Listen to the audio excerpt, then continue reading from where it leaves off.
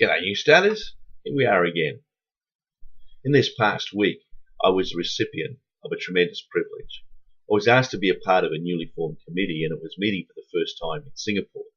So I got a trip to Singapore and it was the first time I had been there and had the chance to look around. I've been through Singapore in transit but never had the chance to stay there. Well, I arrived at my hotel to check in only to find out that I was about 4 hours early and they couldn't check me in at that point. So I asked them if there was a shopping centre nearby because I needed to get a new pair of walking shoes, and they indicated that there was one right behind the hotel. Went out and around the hotel, and sure enough, right behind the hotel was a multi-story shopping centre. But when I went in, I discovered that it was a very specific shopping centre, and to cut a long story short, after much up and down escalators and up and down corridors, discovered no shoe store. So then I experienced that frustration that comes along with not knowing what to do or how to do it. I've been told that there's lots of shopping centres in Singapore, so I decided that I would just go and walk around until I finally found one. But I didn't know how long that was going to take, how far I'd have to walk, or what I'd have to do. And so I set out on this unknown walk.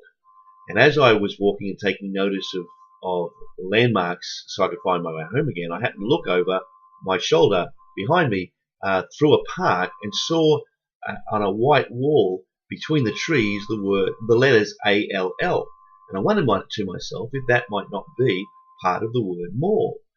And so I tried to find a vantage point where I could see the word properly, but that didn't happen until I'd walked all the way through the park and came out the other side, and in fact discovered that it was indeed a shopping mall, much larger than the one I'd been in, and it did have the shoe store that I needed, and I was able to get a pair of shoes.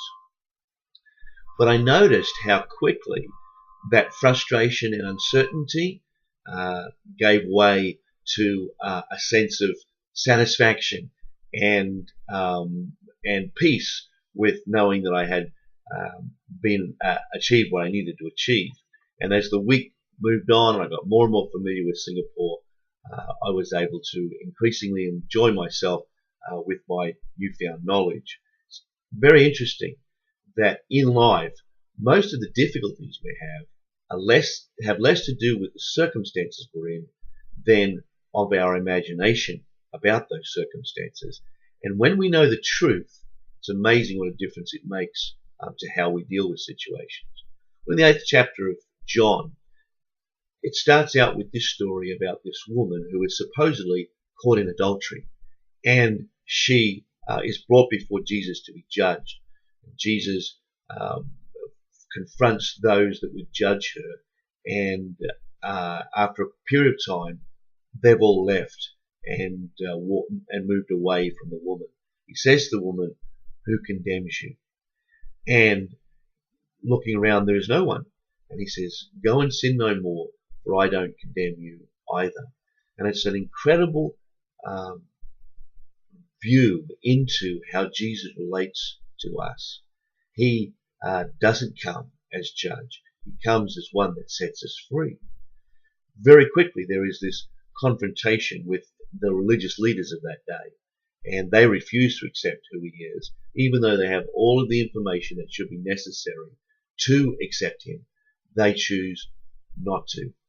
And Jesus condemns them quite openly. And it's a very interesting parallel between that opening story. And then when he's talking to some people that do believe in him, he says to them, "You will know the truth, and the truth will set you free." And it's an amazing principle that how freedom goes along with truth. And Jesus makes the claim that he is the truth. And so as we begin to accept him and believe in him, he has a way of transforming even our deepest fears and our most difficult things that we imagine that we could struggle with in life. He sets us free from all of those things because he is the truth and he loves us more than we could ever imagine. You'll know the truth, and the truth will set you free.